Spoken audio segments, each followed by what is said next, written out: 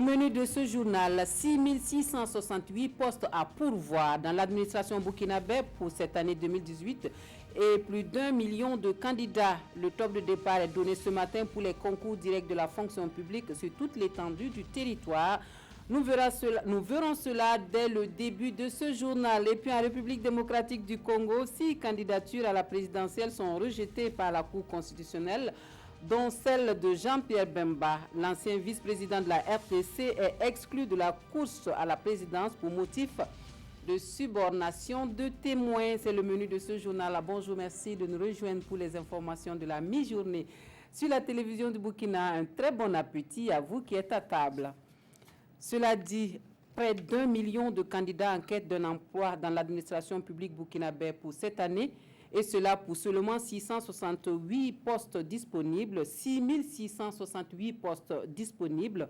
Les innovations majeures des concours directs de la fonction publique pour l'édition 2018, c'est la possibilité du dépôt des dossiers via Internet et aussi l'introduction du correcteur électronique, ce qui réduit sensiblement le délai d'attente des résultats. Le coup d'envoi pour le démarrage des épreuves est donné ce matin à Ouagadougou en présence de Issa Kawé-Draogo et Bouma Ernest Nébié.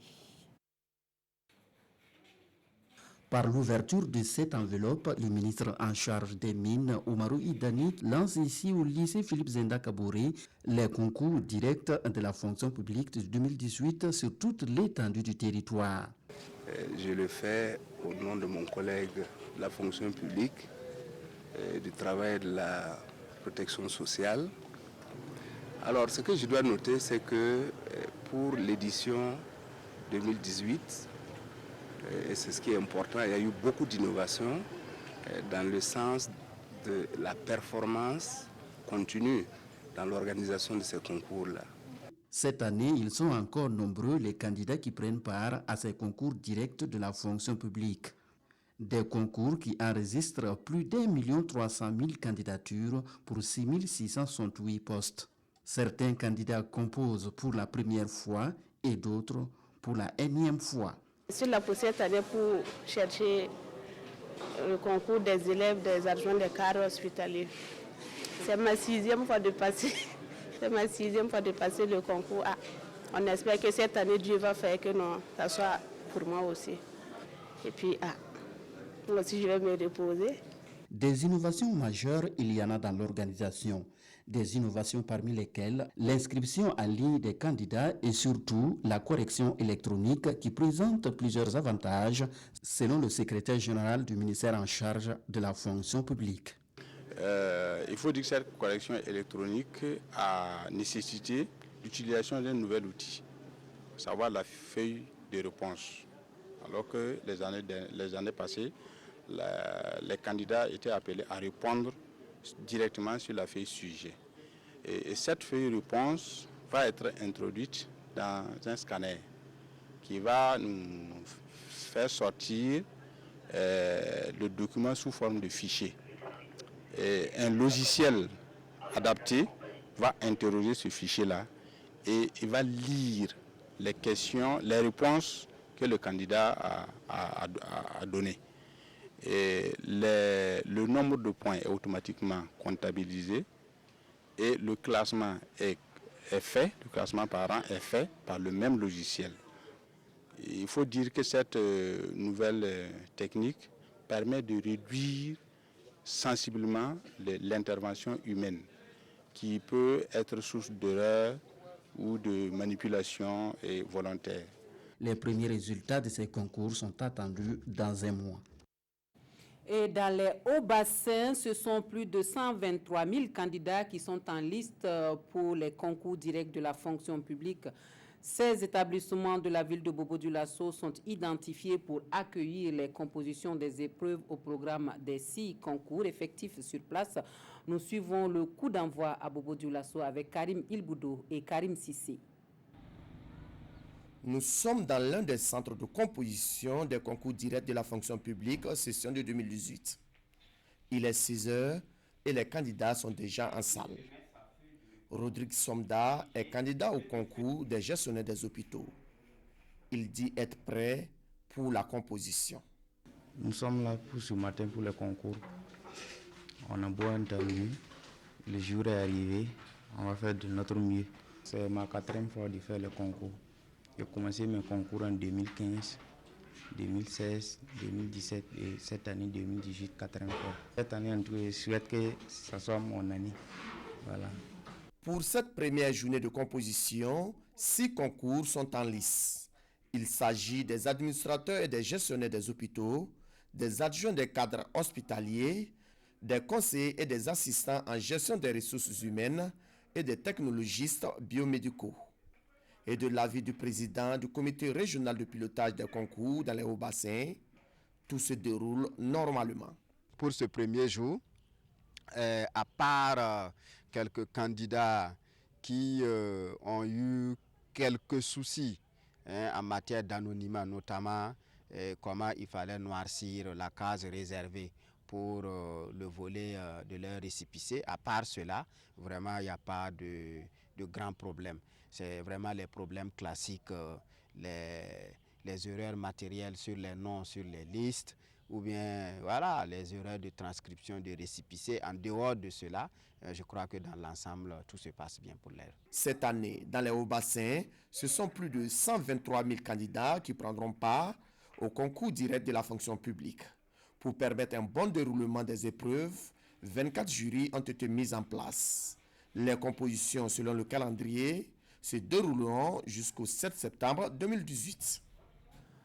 Autre point de l'actualité, lutte contre les pires formes de travail des enfants. Une quarantaine d'enfants de la région du Centre-Nord sont retirés des sites d'orpaillage et formés à de nouveaux métiers, notamment la mécanique et la coupe-couture. C'est l'Agence nationale pour l'emploi qui assure la formation couronnée de kits d'installation en fin d'apprentissage. Nous suivons ce moment avec Gérard Sommet et Maxime Zongo. À son passage à l'examen périodique universel en 2013, des recommandations concernant la lutte contre les pires formes de travail des enfants, notamment sur les sites d'orpaillage, avaient été formulées à l'endroit du Burkina.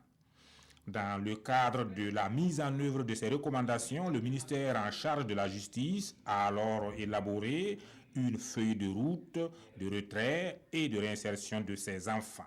Comme ça rentrait bien sûr, ça cadrait avec la vision de développement du gouvernement. Ce processus a été initié depuis 2015 qui a permis justement, pour une phase pilote, de retirer 40 enfants des sites orpaillage et des carrières artisanales au niveau de Mané. Et ces enfants ont été soit réinscrits dans les écoles, soit placés auprès de l'ANPE pour une formation professionnelle. Au total, ce sont une quarantaine d'enfants de la région du Centre-Nord qui ont été retirés des sites de Mané et placés en formation professionnelle en coupe-couture, mécanique, auto et moto. Certains ont même pu poursuivre leur cursus scolaire. Nos parents ne nous ont pas appris des métiers. C'est pourquoi nous sommes partis sur les sites d'or.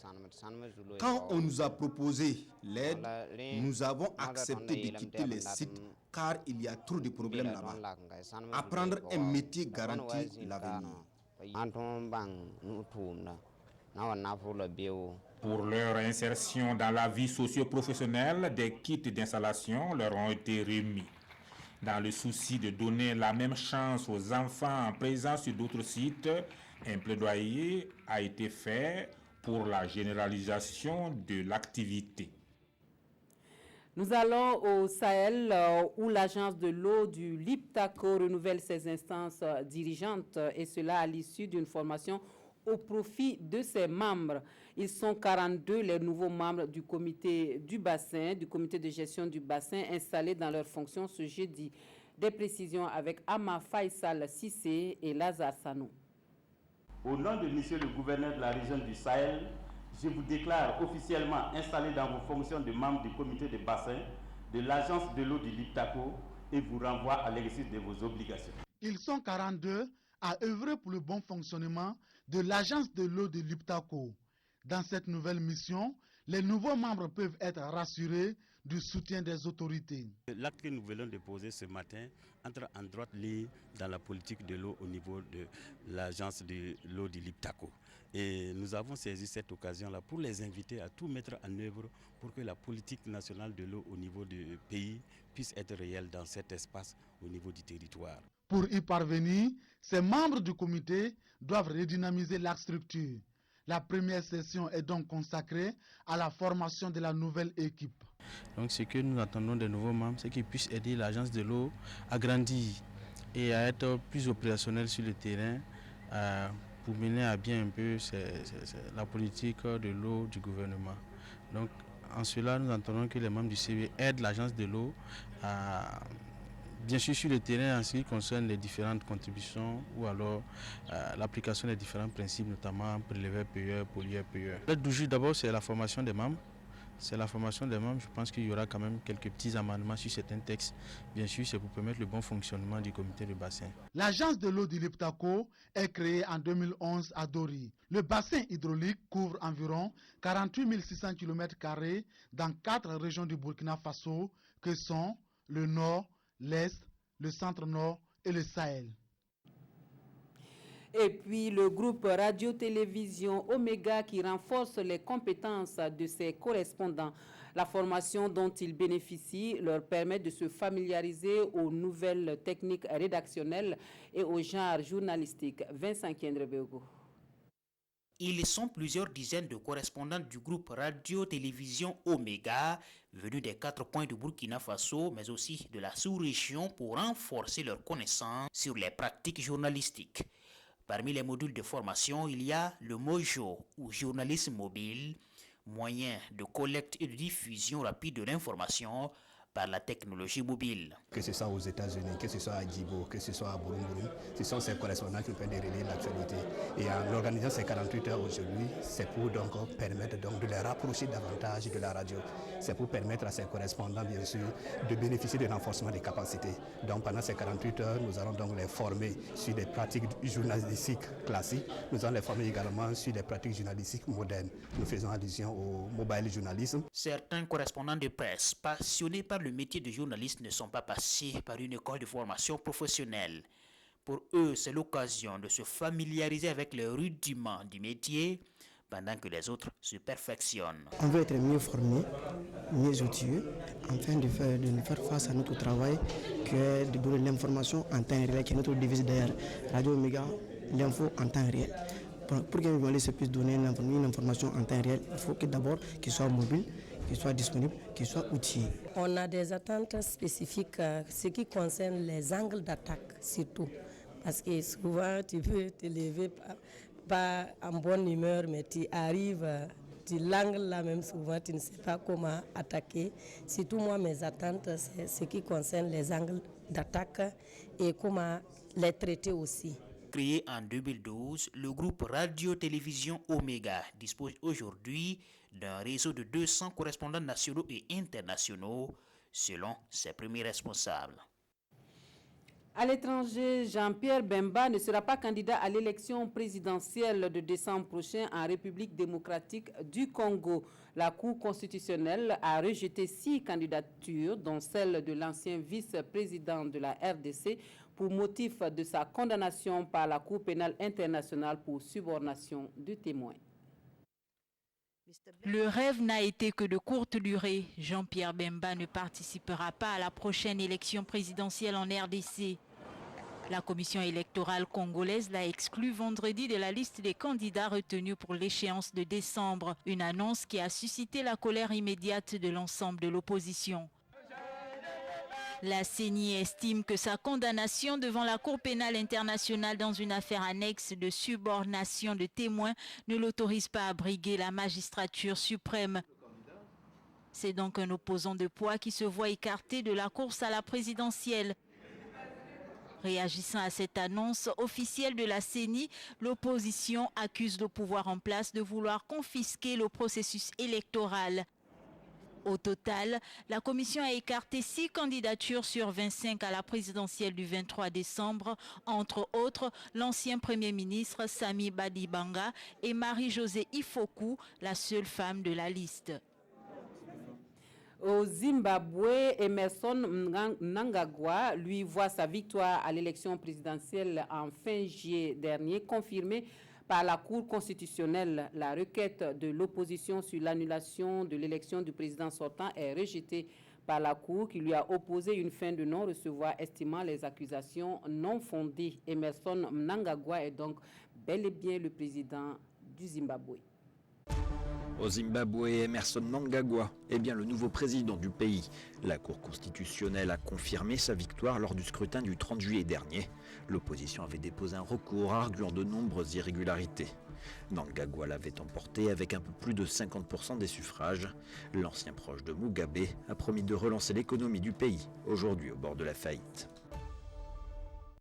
Et puis en France, après l'affaire Benalla et celle Keller, voici une autre affaire qui défraie la chronique et qui met le président Emmanuel Macron mal à l'aise. C'est celle de Françoise Niesen, la ministre de la Culture française, accusée de travaux présumés illégaux dans sa maison d'édition. Il n'en fallait pas plus pour que l'opposition s'en empare pour critiquer l'exemplarité prônée par le gouvernement Macron. Françoise Nissen a dû connaître meilleure rentrée au cours de sa carrière.